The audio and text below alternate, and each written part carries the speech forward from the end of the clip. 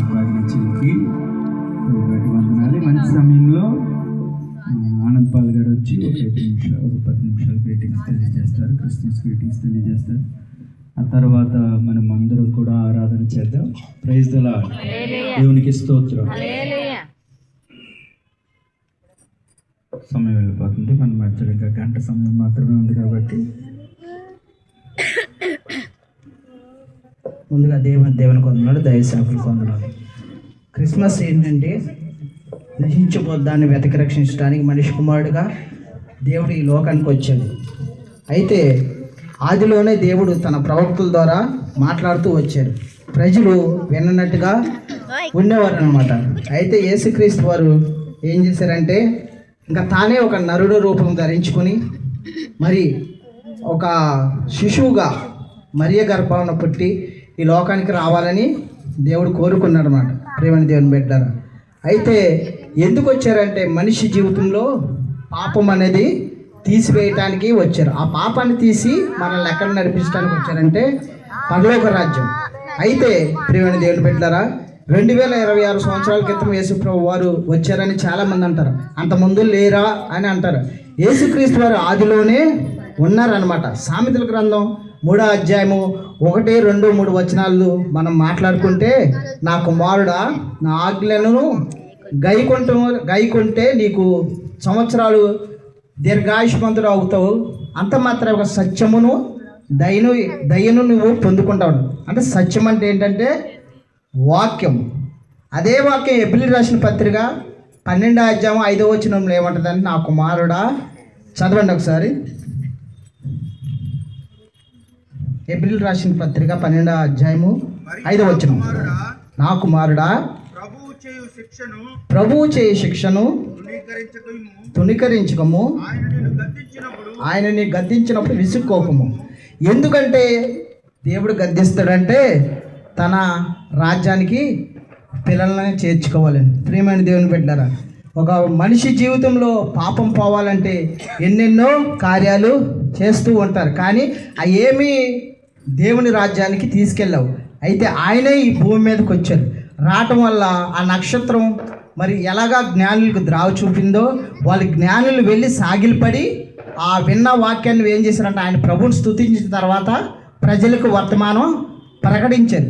తర్వాత యేసుక్రీస్తు వారి శిష్యుల్లో తోమా అనే ఒక శిష్యుడు మన దేశానికి వచ్చి, భారతదేశానికి చెన్నై దాకా వచ్చి సువార్తను అందించారు. తర్వాత మిషనరీలు అనేక మంది యేసుక్రీస్తు వారి గురించి ప్రకటన చేసుకుంటూ వచ్చారు. తర్వాత సేవకులు కానీ మరి దేవుడి గురించి తెలియపరచడం జరిగిందనమాట. ఎందుకంటే యేసుక్రీస్తు వారి లోకానికి వచ్చారంటే మనిషి జీవితం పాపపు జీవం తీసివేసి పరలోకం అనే జీవితం, నూతనమైన జీవితం ఇవ్వటానికి వచ్చారనమాట.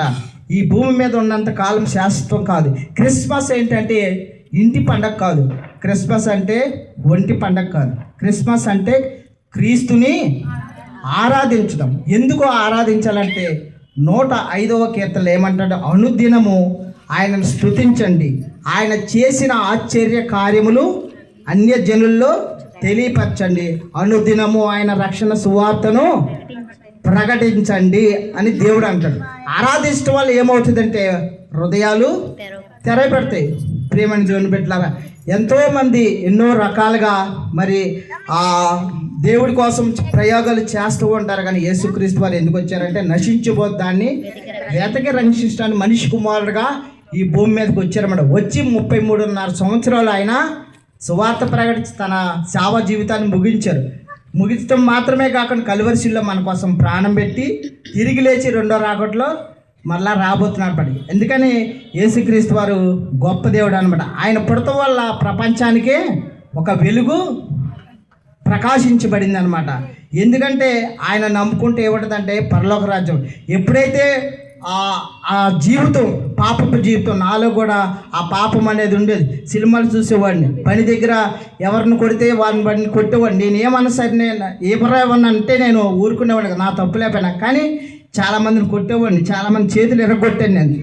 అయితే దేవుడు ఆ రోత జీవితంలో మరి నన్ను మరి నా హృదయంలోకి వచ్చినప్పుడు ఆ పాపాన్ని విడిచిపెట్టి నేను రక్షణ పొందుకున్న తర్వాత ఆయన తెలుసుకున్న తర్వాత దేవుడు ఎంతో కృప చూపించి మరి తన పనిలో నిలబెట్టాడు. ప్రియమైన దేవుడు పెట్టారా, మరి అంత మాత్రమే కాకుండా యేసుక్రీస్తు వారు ఎంతో ప్రేమగల దేవుడు అనమాట. ఆయన నమ్ముకుంటే ఏముంటుందంటే పరలోక రాజ్యం ఉంటుంది. ఈ క్రిస్మస్లో ఇప్పుడు వరకు నువ్వేమన్నా ఇంకా ఆయన జీవితం గురించి తెలుసుకోకపోతే, ఎందుకంటే ఆయన ఎప్పుడైతే మరియా ఆ యేసుక్రీస్తు వారికి తన జీవితాన్ని అప్పచెప్పుకుందో, మనము కూడా ఆయన ఆరాధించిన తర్వాత హృదయాల తరపున ఆయనకి అప్పచెప్పుకుంటే దేవుడు మనకు శ్రేష్టమైన జీవితాన్ని, మనకి పరలోక రాజ్యం అనే జీవితాన్ని ఇస్తాడన్నమాట. దేవుడి మాటలు దీవించును గాక.